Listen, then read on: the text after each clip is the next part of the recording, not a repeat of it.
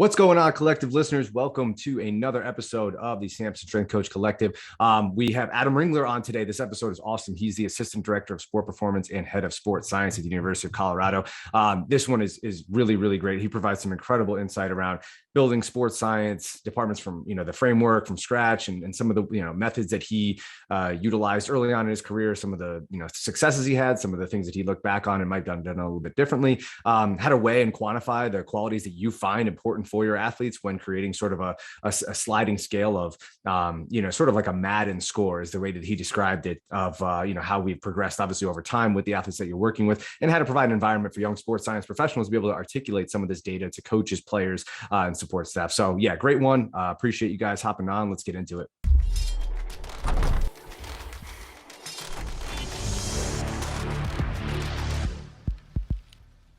What's going on, collective listeners? Welcome back to another episode of the Samson Strength Coach Collective podcast. I am your host, as always, Anthony Grasso. We appreciate you being here. I am here with Adam Ringler today, who is the Assistant Director of Sport Performance / Head of Sports Science at the University of Colorado, which I know goes off of the CU acronym, but is actually the University of Colorado. We hashed that out prior to getting on the air today. But Adam, welcome. We're really excited to have you on. And just if you wouldn't mind, just kind of introducing yourself and feel free to take us as far back as you'd like to where this whole thing started for you and what kind of drove that interest to where you are now and what you're doing at the University of Colorado. Yeah, well, thanks for having me on, Anthony, number one. I'll try to keep it short and sweet, right? So I am a sports scientist and strength conditioning coach here at University of Colorado.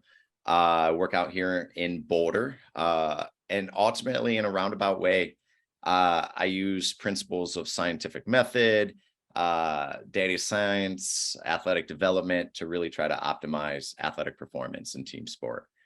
Throughout sort of my background, right, coming into sport and into this role, I worked at a number of different sport organizations, started out at Michigan State University a long time ago. I'll get into that a little bit, I'm sure. Worked my way through that, undergrad and grad and graduate assistant positions, and then found my way out to Wichita, Kansas, of all places, Nice. and spent 7 years out there at Wichita State University, and then had the fortunate opportunity to come out here to Boulder, Colorado, and work within the athletic department here at CU Boulder. Nice. And ultimately, really, I'm just attracted to high performance universities and organizations that want to do some novel things and try to leverage performance data and science in a way that supports holistic health across the student athlete's experience. And that led me to Boulder, Colorado. Nice. Yeah, and I guess to go back, I was a rather poor wrestler in my youth prep high school days, but did freestyle, did Greco-Roman, folk style. That led me to an opportunity to walk on to the Michigan State wrestling team a long time ago. I was looking at the math, and it's hard to believe that in a couple of years it's going to be 2 decades ago. Wow. But it flies. is, it's there, right? And so when that career ended, I began an internship program at Michigan State and was really just fortunate to be around some incredible people that really shaped my career. Didn't know it at the time. Like most coaches, you don't recognize the impact and the influence of other people in the field when you first start off. But, I was in a room where, I could add up all of the years of experience, but had the good fortune of working with Ken Manny and Mike Vorkapich and Tommy Hoke and a bunch, Molly Munns. Kenny Goodrich was at Michigan State. He's now back at Michigan State at that time as a GA. Just the years of experience I was in that room really was formidable in my career. And that opportunity just led itself into another opportunity. And then, was fortunate enough to earn a graduate assistantship and really sort of dive into coaching. And that got my feet in the door. And once you get those feet in the door, you recognize how cool of an industry strength conditioning, sports performance, sports science can be. And I've tried my hardest to hang on to it and not get out. So Yeah, absolutely. Well, that's awesome. Those are some big names that you mentioned, obviously, and your ability to kind of withstand that, right, and try to make an impact and make a name for. I feel like that was kind of my initial like fear when I first started doing internships, because I think when there's not a ton of context around the internship itself and how it can vary from place to place, you're like, well, how do I go about providing an impact here to where people are going to remember who I am and actually, kind of, solidify like, okay, I did something here and now I can take this on to other places. So yeah, do you want to, I kind of just, that was the first thing I was thinking of. When do you want to kind of talk about that experience a little bit when it came to like how you decided to approach these things for somebody who is stepping into maybe a similar position where there are a ton of influences and it can almost be overwhelming as to how much knowledge is in the room, right? What were your thoughts when you first stepped in there? Yeah, I mean, like I was naive, like any young strength coach or wannabe strength coach at that time. I remember, my first, again, I mean, 2 decades ago or so, like I shadowed Mike Vorkapich training the men's basketball program, and like again had no idea of the athletes in the room and where these guys would go on and play, and a number of them, I mean, like Draymond Green was in the room, so it's like you're just a fly on the wall watching these guys train. And then I knew it from that moment that that's the industry I really wanted to get into. I remember reaching out and going through the school of kinesiology and then eventually directly straight to the Olympic department, and sitting across the desk of the director at that time and was saying, I want to be you. I want to be in your chair. Like, what do I have to do to be a director of strength conditioning? And I just remember him telling me, well, if I can't convince you that, not to do this, show up tomorrow morning at 6 a.m. And I remember being outside the doors. It's Michigan, so it's cold, right? And it's like snow's coming down on your head, and you're like, it's subarctic freezing temperatures, and being out there at 5:30 because you didn't want to be late. Right. And then I mean, it's that, right? So it's like you got to earn your stripes in some ways, and this is an industry that has a lot of sacrifice to it, but you go in, you make an impact, you put your name on it. You do things right. You do things with a sense of urgency. You leave the place better than when you found it or when you first arrived. And, little by little, you'll leave an impact, and that impact grows over time. And those were all, incredible lessons that Ken and his staff has shared with us. I try to carry forward to my staff and my people that I work with, and the student athletes I humbled enough to and honored enough to get to lead. Yeah, absolutely. That's awesome. I think I do think if I'm understanding the listeners correctly, I'd probably be remiss if I didn't at least ask about Draymond a little bit. So I think if you do you have any Draymond stories or anything that you want to give us any insight on, and then if not, we can move on. But I think as a listener, I can hear them yelling at me like, "Are you going to not ask about Draymond? Are you going to not say anything?" And there's such incredible people that if you find yourself an opportunity to be a fly on the wall and watch people work, and to be in the same room again, almost no interaction with Draymond with me. So it's just I know that's a name that people will recognize and know, but Sure. in the same way that Tom Izzo is a name that people recognize and know, right? And so I say that, a lot of the times for any athlete that has the luxury of continuing to have a successful, potentially Hall of Fame type of career in the pros, those habits are instilled, right? They carry in habits to the weight room, their professionalism, their mannerisms, right? Some of that can be shaped and crafted by strength coach and incredible coaches that might work with them at the collegiate level. But there's also, for the most part, a chip on their shoulder and a desire to go on to the next level. And they typically will carry that into the room, and they'll approach their collegiate days just in the same way that you see it carried out in their professional manner as well. So, professionals aren't amateurs by any days. They were professionals before they were amateurs. They just happen to be amateurs, and then eventually earn their rights to collect a paycheck on the back end of it. Yeah, absolutely. Absolutely. And so, during that time, obviously, was there the sense that you knew at some point you always wanted to be a coach? Remember, like you like the idea of coaching, and then you're like, but I do want to kind of gravitate towards this research side where there is a lot of sort of, testing and applying and seeing what works and what doesn't work, theory, you know what I mean? That kind of like, is there like theory versus application? Like where, at what point were you kind of like, well, this is where I could kind of see myself falling, but you know what I mean? Where was that transition like for you? Yeah, I think, recognizing that sports science, I think, back in the early 2000s, at least within America, there wasn't a pathway that was carved out so succinctly and so defined as it is now across both professional sport and collegiate sport. So I think at that time, like I approached the industry that I just wanted to be the best strength coach that I could be, right? And to learn and to be an expert with physiology and athlete development. But then, and that was my sole life. That was sort of my sole focus at that time for my professional journey. Again, I'd be remiss if I didn't say that, like, you're shaped by your environment, you're shaped by your background, your upbringing. I grew up, both, I guess my early childhood was analog, right? So go outside, run, play, adventure, explore, be kids in the 80s. But then, I remember my parents, they brought home like an Apple Mac, right?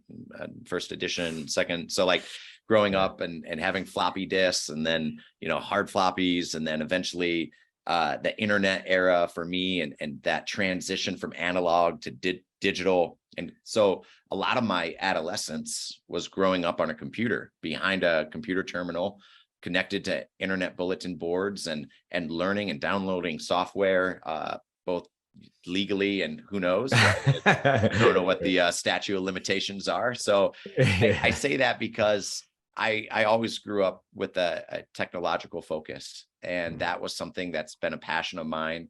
If I could go back, that's probably would have been, a degree that I would have chased early on. Like I love the intersection between biology and technology.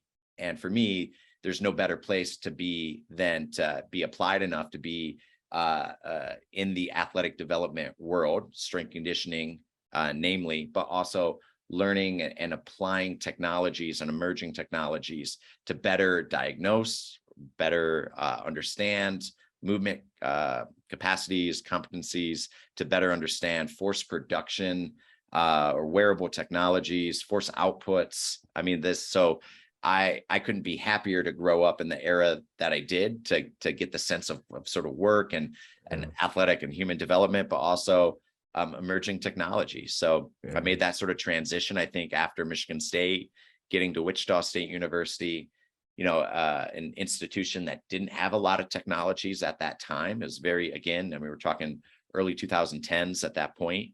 But really trying to reverse engineer what some of the best organizations were doing at that time. So, got to build the engine and get your hands greasy and dirty and try to do things on a lower budget to be able to get the same, quantifiable, objective data that you could use to better improve your programs, better improve the athletic department, better quantify your efficacy as a strength coach and an athletic performance coach. And that was sort of, the beginning for me. The hook was firmly set.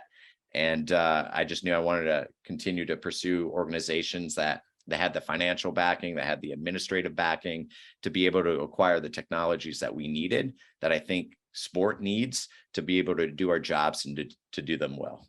Yeah, absolutely. And do you feel like there was, obviously you got your master's in kinesiology from Michigan State. Now at that time, do you, like, knowing what you know now and obviously kind of looking back on what that program provided for you, do you think the curriculum in a lot of these universities kind of provides you with that information that you feel like kind of changed, not necessarily changed, but sort of drove you in the direction of like, okay, this is where I want to go with this, right? Do you feel like Michigan State kind of provided that framework for you, and if they didn't, or if there were certain things that you might go back and be like, hey, if I was to design a curriculum or a program or some sort of department that sort of drove students in this direction, here's how I would go about doing it. What would be some of those changes that you might make? Sort of the hits and the misses, I guess you could say. Yeah. I think there's, like your curriculum and your environment and what you offer to your students at that time or interns at that time, right? It matches where you were at that era, right?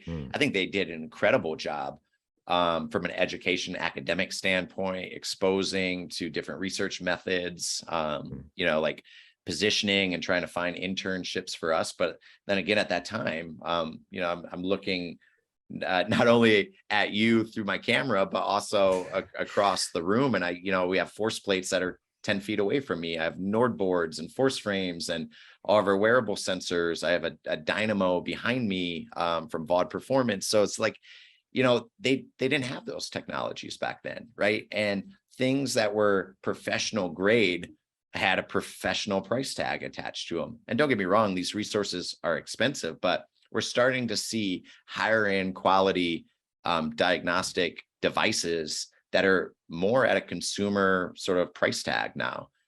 So things are getting cheaper, things are getting more accessible. And so, I think the organization, I think the institution did the best that they could. And, that's one of the things too, like with our, University of Colorado Summer Sports Science immersive, is like, I just want to provide opportunities for young sports scientists coming into the field to gain experiences on these technologies, because that's what I wish I had when I was in that era. Like, I remember growing up, and I remember, going through my graduate assistant days, but also, like, to be frank and to be honest with you, I remember looking from the outside in, our colleagues in our industry, very, I guess jealous of the resources that they had at their institute. I'm like, wow, you guys got Catapult. Like, I would love to work with Catapult. Wow, you guys got force platforms. I would love to have force platforms. I have a jump mat, I'm doing RPEs and you're collecting all of those things. So I remember at Wichita State University, I was like, if I ever find myself in a position where I can give back to our profession, give back to young sports scientists, strength coaches, the young sort of up and coming Adam Ringlers of the world, I want to throw them into this. I want to give them free range to our technologies. I want them to understand how to use it, how to tweak it, how to get into it, how to work through the instrumentation. I want them to learn and have an opportunity that I didn't have. And that's ultimately what I'm trying to do with the staff that I'm building out here in our sports science department. Yeah, for sure. And so if we're now going into Wichita, because that kind of leads me into my next question. It's like, well, now knowing what right, and looking back on what you were trying to build from the ground up, essentially from scratch at Wichita, right, you're trying to sort of encourage and inform people like, hey, some of the methods and the thinking that I have and the thought process that I can bring to the way we approach performance, this could be good. Like, this could be something valuable. Like, I promise you, let me show you, let me, what I mean? Like, what, number one, like, what did you do? Like, what was like the wording and the terminology that you would use in terms of like how you would communicate to people in order to try? Because I would imagine at the time it was still fairly new and people were like, what is this? Like, what do you really like? What do you mean? You think this could be valuable? What is all this data? Like all that stuff, right? Like what was kind of like your approach to that? And then I'll kind of lead in with the follow-up question of like how we go about developing some of the things you're doing, right? With developing young sports scientists. Yeah. So I'll say my approach was poor, probably. That's I look back on it, and there's always things that you can do better. But it's hard to describe that era, right? Because like you have to understand the context of the room and the situation. Like, had an incredible boss at Wichita State, Kerry Rosenboom, recently retired, 35 years as a strength conditioning coach. And so I say that as like that was our program. Kerry was the program, right? And did a heck of a job, right? And did things right. And I just want to give credit where credit is due on that. With that though, like with anybody, like I come in and I'm 23 maybe, right? So I come into that room and it's, like why I say poorly is because I probably recognize that, I'm looking around, I'm like, oh man, we could do this. We need this technology. We could try to do this. And like, it all came probably too fast, right? And too abrupt. I think about, and this is what just years and experience will provide you with a little bit of wisdom and a little better approaches, but like maybe incremental changes, right? Incremental recommendations. But, at that time I was probably just full of ambition and wanted to really try to carve a path and do things in a really sort of forward thinking way. And so, we did I remember writing proposals, writing for grants, approaching boosters, approaching our administration, and trying, finding novel ways of getting technologies and getting resources that, that we probably didn't have access to financially immediately. Working and collaborating with our physiology department on campus, or building relationships with, on campus academics, off-campus industry, right? Before the likes of like name, image, and likeness. How can I get businesses to try to help our athletic department out with resources or funding that could help us out, so we could better help provide a better resource for our student athletes. So, everything from writing 5 to 10 year plans and proposals. And so that was, I think, the genesis of it. At least going in and recognizing that, I'm looking at my University of X colleagues, and I'm like, wow, you got that piece of technology. How can I get that here? Who do I got to contact? And what grant would I potentially have to write to be able, or a proposal that, I could put in front of a donor, a booster, and be able to say, this is going to help us win championships. Sure. And that's the way I approached it then. And, looking back on it, probably would have done things differently, but, any coach would say that about the way that they were when they were, early 20s or so.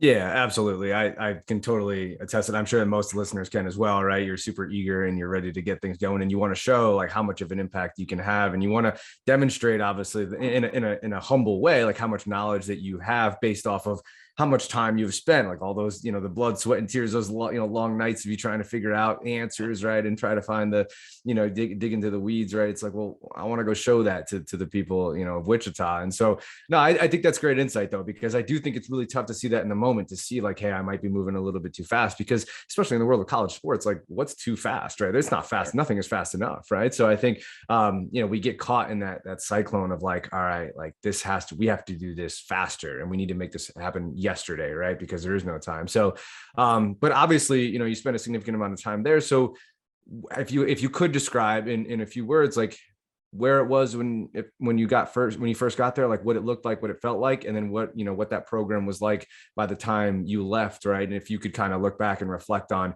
what you were able to provide, right, regardless of what you felt you could have done differently, right? Let's take a look at what was and be reflective on what was and what is, and how you left that place. Yeah, I think, you don't got to look too far within our industry right now. And you're recognizing growing staffs and specializations across staffs right now. You have experts that lead the rehabilitation process. You have sports scientists, you have reconditioning coaches. At that time when I first arrived, it was Carrie and I. That's it. You got 2 strength coaches, and you have men's basketball, men's baseball, softball, volleyball, a whole slew of different sport programs. And, I think at that time we're going to be really experts at strength and conditioning. That's it. Get them strong, right? Get them powerful, get them in shape and in condition. And that's our job is done. Right. Looking back on it and, from the beginning days to the end across that 7-year tenure or so, just, incredibly proud that, we started to approach and looking at things like mental health, working with, an academic on-campus psychologist at that point in time, building out resources for our student athletes at that time to sort of have an outside voice and outside sounding board. Things as far as, sort of out-service nutrition and bettering the nutritional qualities and aspects of what we could offer from a training table standpoint. Things like just holistic healthcare, right? So again, testing, whether it's, physical testing, performance testing, if it's, just benchmarking student athletes, but also communicating that back to the student athletes and giving them sort of periodic updates about their own performance and how they're advancing. So for me, it was the beginning sort of days of really trying to create a high performance model that looked at, the technical, tactical aspects of sport, i.e. what the sort of sport coaches were leading and designing and helping them and advising them with, practice workloads and ways that we could quantify what that looks like from a skill acquisition standpoint. physical piece, but building out recovery strategies, nutritional strategies, mental health strategies, and having this holistic sort of approach that's centered around the student athlete. And I think in early 2000s or so, 2010s, like that was still a pretty novel approach. And I think, now you go across any professional sport organization or high level university, and that athlete centered approach is that's the norm. But when you start off like that, you look pretty crazy and you look pretty, tip of the spear of things. But that's what, a lot of European, sport organizations were doing at the time. And that high performance model, athlete centered model was emerging here across the United States. And for a young sort of ambitious strength coach, that was my world. And that's like, come at the end of the day, that was really what I wanted to try to build within the collegiate model. And, we tried our hardest to do that. Yeah, that's awesome, because that's such a, like, I can feel the passion that you felt towards obviously trying to drive that home and get that message across. And I would imagine, like, I'm 31, so I was doing it, not trying to like push that, sort of, philosophy, whatever, in the past like 5 or 6 years. And obviously it would much, I wouldn't say it was easy. There's always going to be roadblocks and be speed bumps and challenges you come across, but I can imagine what it was like when you were trying to do that, at that time. So, and honestly, it sounds like, I know you're super, super modest, but it sounds like you made a massive impact at that place, right? Like given where it was when it first started off, and then obviously where it is now, it seems like you were in a really good place, and you guys made a huge impact and actually made some major changes. It's funny. I do have a lot of questions just kind of like popping into my head as I'm listening to you talk. I'm like, man, I would love to hear how that went and how that conversation went, right? But I think you bring up an interesting point about mental health, and not to go back too far, but if you could kind of provide a little bit of insight on, I'm thinking to myself, well, there might be someone listening who's thinking, well, I would love to try to dive into that a little bit more with our athletes. I think it's something that we probably need to have a little more conversation around anyway.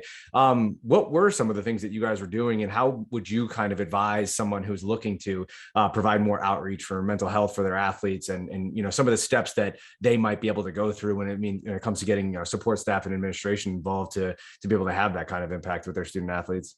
Yeah, I mean, there's low hanging fruit, right? In that, it doesn't take, the most advanced AMS system to be able to ask questions, right? And to be available for student athletes to have a conversation, right? To share, to be vulnerable if they need to. There's some vulnerability that you as a practitioner need to be able to express as well. And that goes into building buy-in, building trust. I'm not a psychologist. I don't play one on the internet or online or anything. But, just as simple as checking in on people, just as simple as providing at that time wellness questionnaires that student athletes could fill out. I remember, like at that time, AMS systems were just emerging across sport organizations. And, I don't have, several $1,000s to be able to purchase an AMS or to sign a purchase order or a contract agreement for that. But I do have a Google Doc, and I do have Tableau, and I do have different ways of distributing those wellness questionnaires. So it could be as simple as asking, like, are there any stressors in your life? And then following up on that. And if athletes were to ever answer yes on that, we owe it to them to be able to follow up. Hey, I saw that you responded this way on your questionnaire this morning. Is there anything I can do to help? Like, a lot of it's not, I don't need to be the person with the solutions. Most of the time I don't have the solutions, right? I'm a problem solver. So I'm just trying to channel people to the right professionals that I know that can solve those problems. So that's a high performance manager, right? And in collegiate sport at that time, that's the person that probably interacted the most with the student athlete, which happened to fall on the strength coach. So at that time, it was recognizing that, oh, hey, like, I am stressed. Okay, cool. What, I'm unfortunate to hear that. Like, what's, if you don't mind me asking, like, what's stressing you? Well, I have this big term paper that I'm working on, and, we got these 7 a.m. weight room sessions. Oh, well, hey, that's fine. Like, I'm going to adjust to you. I know that stressors, whether it's academic stressors, physical stressors, emotional stressors, social stressors, I know those can, have an impact on our injury probabilities. How about you focus on your term paper, and then we just reschedule you to come in later that afternoon? So there's some level of flexibility, adaptability that we need from our constraints, our logistics, our facilities, our scheduling, to be able to provide that, right? Other times it might be relationships with their sport coaches or with their significant others. It could be, there's a whole host, and there's no shortage of stressors on student athletes in these days. So it's just being cognizant enough to respond and to ask the question, and to be brave enough to ask the questions and try to, channel people in the right direction to get help. Yeah, absolutely. I think that's a great point. And I think that, you mentioned the low hanging fruit, and I think it is tough because I think a lot of times we think that we need to have these massive impacts, whether it be like creating some major, blueprints around how we can handle these things. But like you mentioned, I thought Google Docs or Google Forms, or whatever it was, for like wellness and readiness assessments and things like that, having more conversations with your athletes, and obviously building that trust in general would probably lead to some greater returns as well, just because you would, obtain more information. They would feel more comfortable talking to you about those things. I think it's different, probably sport to sport, right? Like I think football, I'm just thinking now, like the ability to be flexible within your schedule and to be able to say, hey, like, it's okay, like you can't make this 7:30 lift or whatever, let's focus on what you need to focus on, right? And then you can come in a little bit later. And I'm just thinking, I'm like, man, that probably would have been a little tough to push across in the world of college football that I was working. But I think it's important, and I think it's important that a lot of these college athletes feel like they have some autonomy and ownership over what they are doing, right? Like I've talked to a lot of former Division I athletes who I used to work with, and I, after they're all done, I say, hey, like, what did you think of that experience, right? And they're like, well, it's great. It's like, but just imagine like you're literally told everything that you're like allowed to do and when you're allowed to do it. And although it, there needs to be some structure, obviously we need to provide some of that guidance as professionals to these young, because these are kids coming in, right? They're 17, 18 years old. But it is, they're like, well, yeah, I'm told like when I can lift, how I can lift, how much I can lift, you know what I mean? Like how I need to train, what times I can train, when I can be in the facility, when to eat, like all these things. And I think it's great, but it almost is like, at some point, you know what I mean? Like when are we really allowing them autonomy to be able to speak the truth and kind of be transparent to us about how they feel about their experience, right? And it's probably its own separate podcast, but I do appreciate you touching in on that and obviously giving us some insight.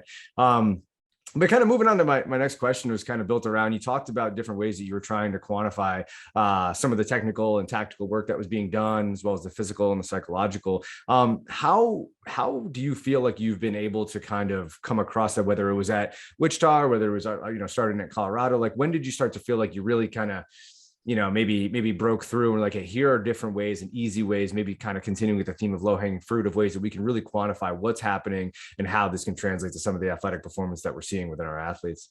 Yeah, I mean, that's difficult, right? And it's audacious as a goal for any sort of organization. I think at Colorado, just looking back at some of the work that we did very early on, 2017-ish, like we really wanted to dive into better understanding what made a successful Colorado Buffalo here, right? So we ended up trying to create, like any video game era child and teenager and eventually young adult, like, NBA 2K, we got the Madden scores, right? We wanted to create a CU Buff score as well and be able to say that if we have an athlete that comes in to Boulder, Colorado, and we can go through a series of performance screening, right? And we can leverage the sport coach information based on what they know from their recruitment of said student athlete. Can we create a model or a framework that says this athlete's CU Buff score is a 75, right? Or 65. Their Madden score is a 90, right? And that can inform a number of different things. It can inform, okay, we know that we have this athlete and they're coming in at 90. We have demonstrated year over year over year that from, let's say, freshman to sophomore year, that we can add 10 points, 10 Madden points, 10 CU Buff points to an athlete's development, right? We can start to begin to forecast where that student athlete could be. We can say, okay, well, we recruited this student athlete class in, their on average is a 70. We can get them to an 80, and that's pretty accessible. That's pretty attainable, right? That would be success for us. This allows us to maybe quantify our recruitment and to be able to better identify that talent from in the early acquisition phases of those student athletes and say, whoa, wow, what's going on here? We went from an average recruitment class of an 85 to this class is a 60. we can then start to project out and say, we might need to reallocate some of those CARA hours, accountable athletic related activity hours, to be more in the weight room, or to be more in speed development, or be more in force production. Or it might just be, hey, you know what? You brought in a heck of a recruitment class. Our average is a 70. You're bringing in 85 this year.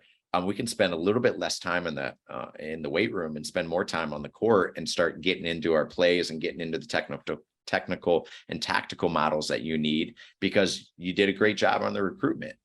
So it helps us help the athletes. It helps us help the administration from a recruiting budget standpoint of what they might need to go out and find the best, identify the best talent, recruit them to Boulder, Colorado.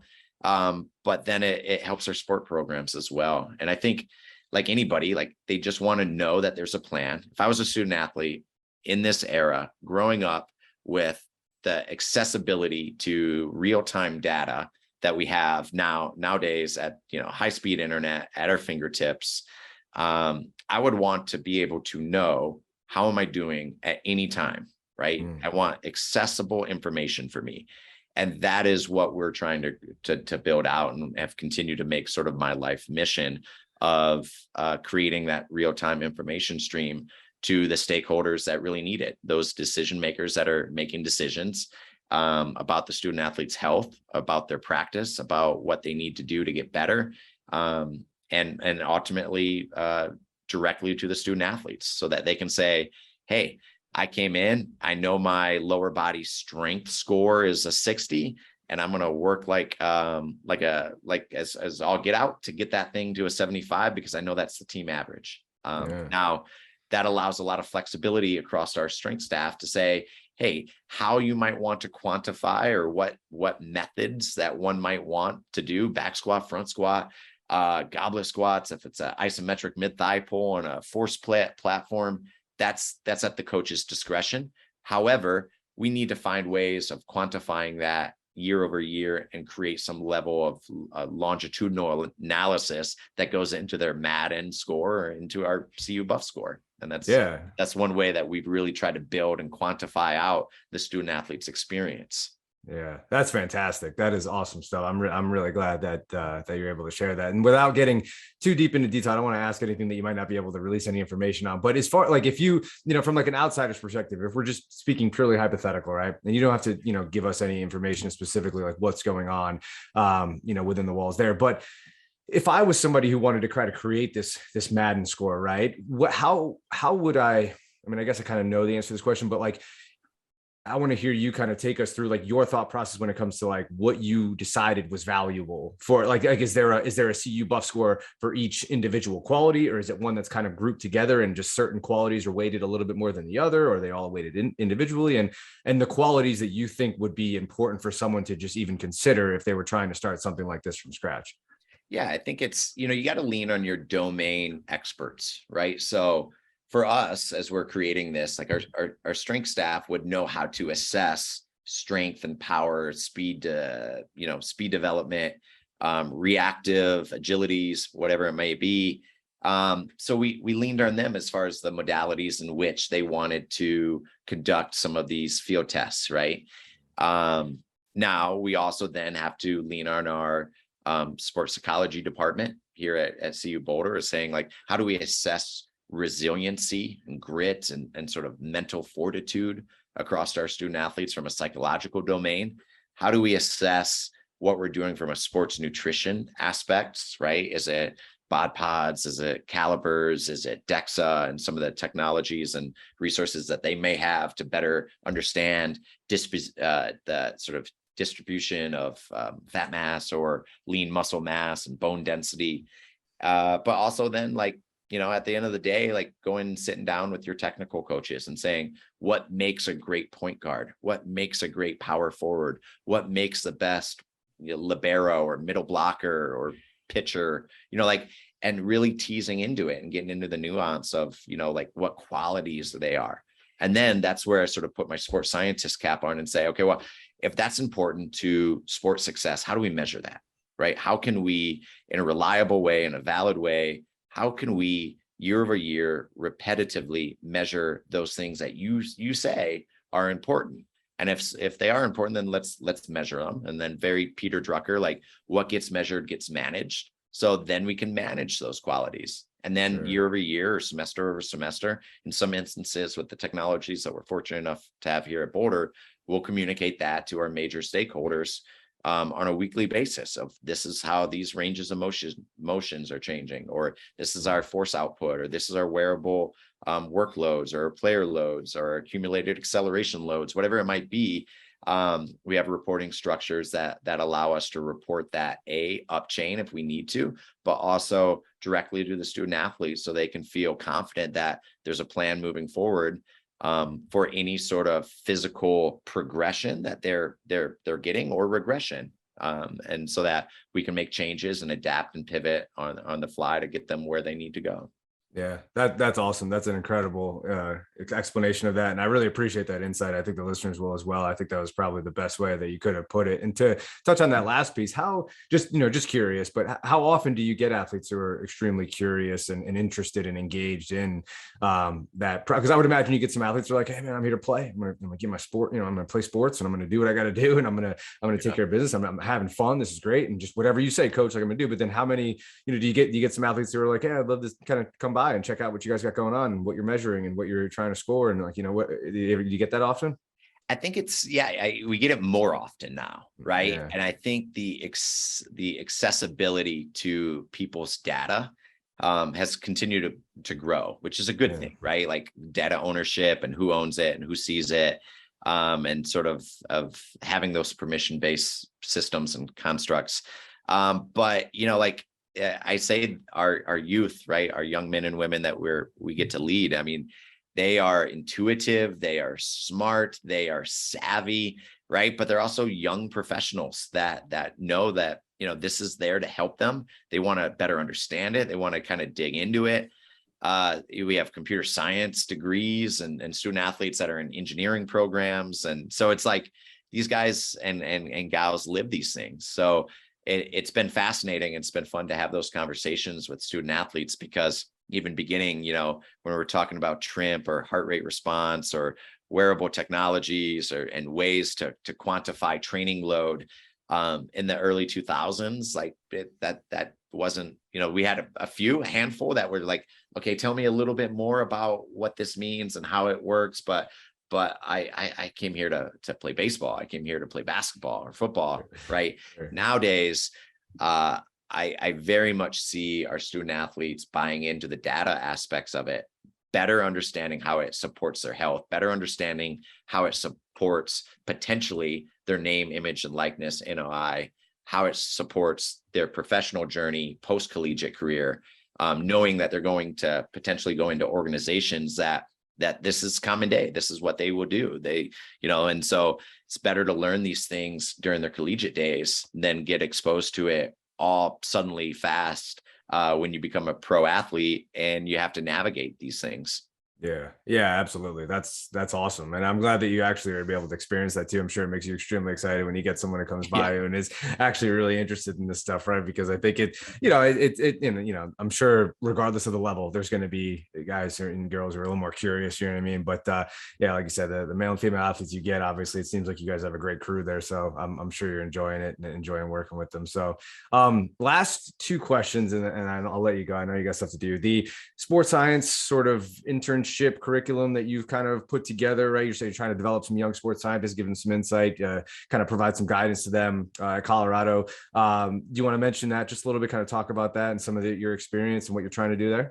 Yeah, I mean, COVID was a weird thing, and it still continues to be a weird and sort of tragic and both, changing dynamic of how we operated within collegiate and just sport organizations. So, we took a small pause with most of our internships, both strength conditioning and sports science. And, but, coming back to it, I was really excited to offer this back again. And we had two incredible candidates join us this summertime.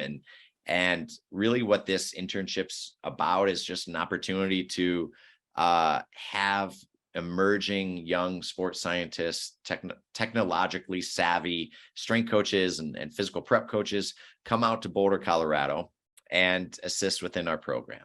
But much like, any internship program of early days, right? Like, it's not about just cleaning equipment and maintaining things. Like, we want to immerse these young professionals into the roles, the responsibilities, the pressures, the demands of what it's like to operate within this sort of narrow, sort of niche field. So, a lot of our interns will get opportunities to work with not only technologies that are really hard to become accessible to if you're just trying to interface with force platforms on your own, right? Like, they're cost prohibitive in that nature, right? So if I wanted to learn about team sport wearable monitoring, like how do I do that as a professional, just me alone? So, like, we give a lot of these individuals opportunities to do that, to better understand data pipelines, to understand data analysis. So we build this immersive experience where there's data projects that they have to work on, whether it's in, Python, Jupyter notebooks, and R, taking small ownership of potentially, like, okay, you're in charge of all of our NordBoard assessments for our summer force frame, or I need you to do counter movement jumps with our teams. And then I need you to report that to me or report that to our director of health and performance. And eventually this is going to go to our athletic director, Rick George. So it's an opportunity to go through collection, interpretation, analysis, communication, visualization, and then that ultimate stakeholder report, so that they understand how these things work, and then they feel the pressures of sitting down with a head coach or a sports supervisor or an athletic director and making a claim to, hey, we need to purchase another NordBoard because of this, right? Because we're trying to increase the frequency of our testing and proposal writing or anything. So we're excited to bring it back and to see it grow, and there's future opportunities for us to hire part-time for this role, or to eventually build that out to more full-time positions, which only helps the industry grow, helps future professionals. And much to the earlier portion of this podcast, like, was fortunate to be in a position with Ken Manny, really instilling in us back in those Michigan State Spartan days of, like, leave the room better than how you found it. Much like the All Blacks or legacy, like, you want to leave the jersey in a better place. And for me as a professional, I want to leave this industry in a better place and provide opportunities I didn't have. And, we're going to continue to grow this initiative out here in Boulder. And there's no better place. This is my final pitch. There's no better place to work and play and live than beautiful Boulder, Colorado. Yeah, that sounds like an incredible experience. And in all seriousness, I think that's the type of experience that anybody who wants to push the field forward would aspire to, right? You're trying to get people in a room where it's like, hey, we know you're smart. We know you can obtain all this knowledge. We believe in you. You're going to work hard. That's great. And now let's kind of figure out a way to kind of take that lab sense to, a little bit more of the field sense, where you're being applicable in terms of how you apply information, how you relay information, how you communicate something as simple or as complex as trying to get some more equipment. Right. And I think that is awesome. I really appreciate that. And I'm glad to hear that people are doing this. So I think, like Steve Jobs said, like, it doesn't make sense to hire smart people and then tell them what to do. So, like, I look at the cohort that we bring in and we aspire to continue to bring in. It's peers. It's, they might have less experience, but these are incredibly intelligent, passionate, and hardworking individuals that come in.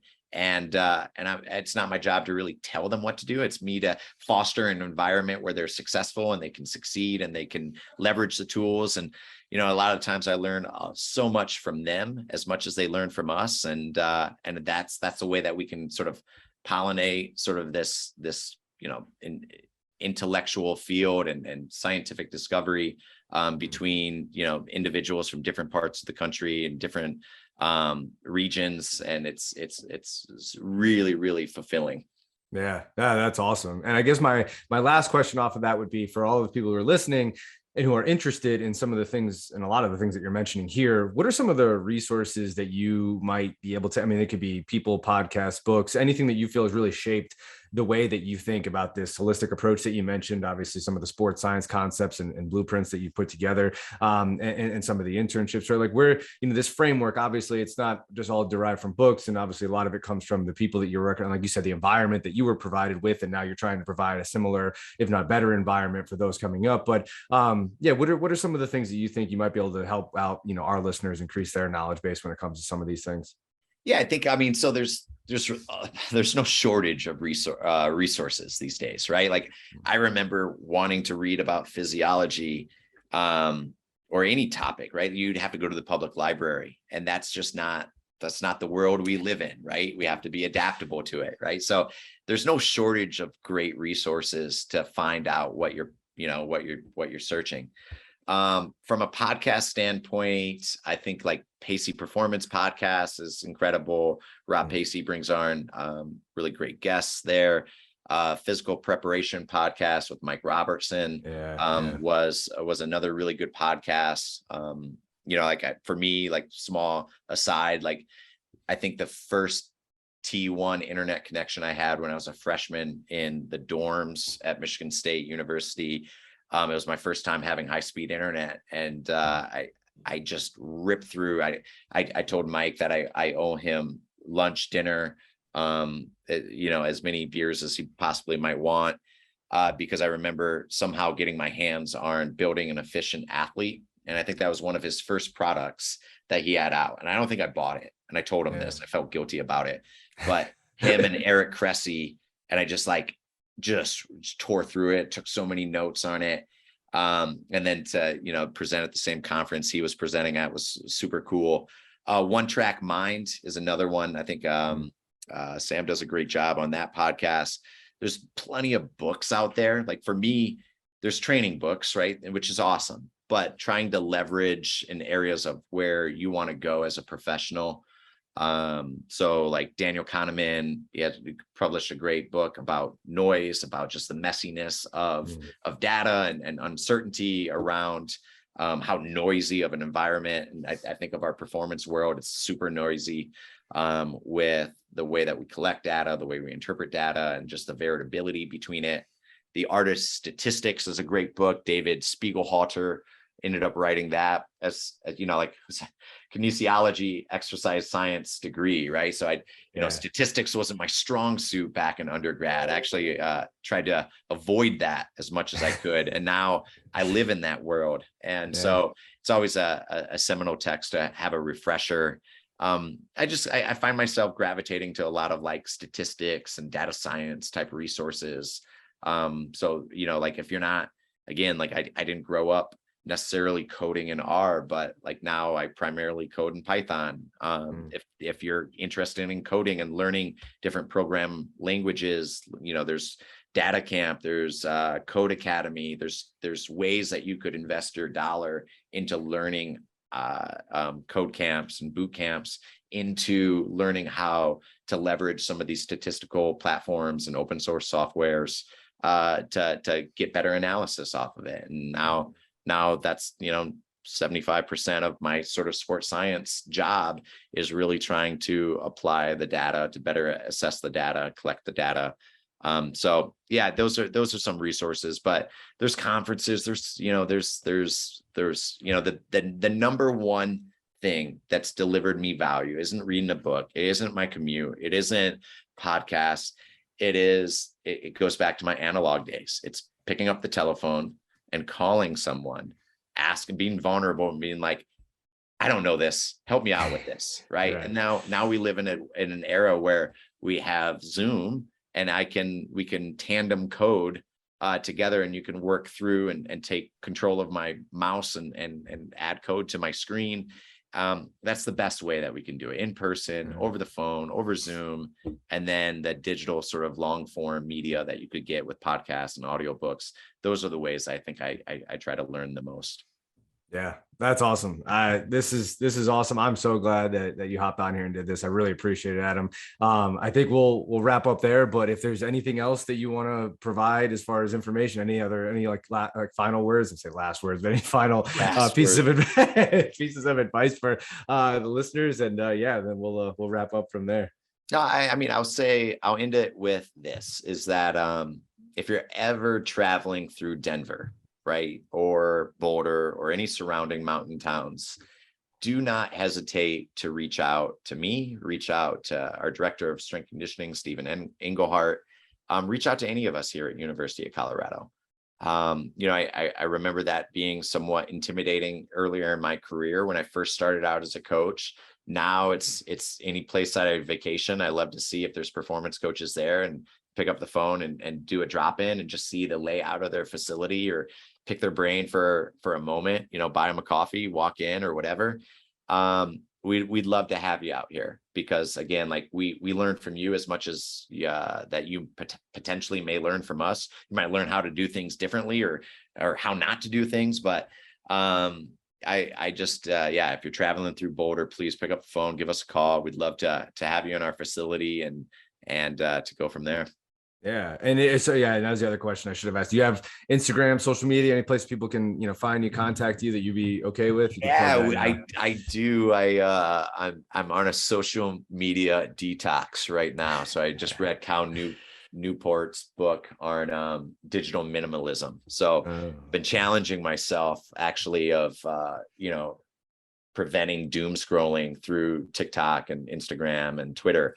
I still have them though, right? And I still plan on strategically using them. Sure. Just trying to tighten the reins a little bit. Twitter and Instagram, I'm at Adam Ringler, first name, last name. Same with Facebook page, LinkedIn, Angel List, all those websites.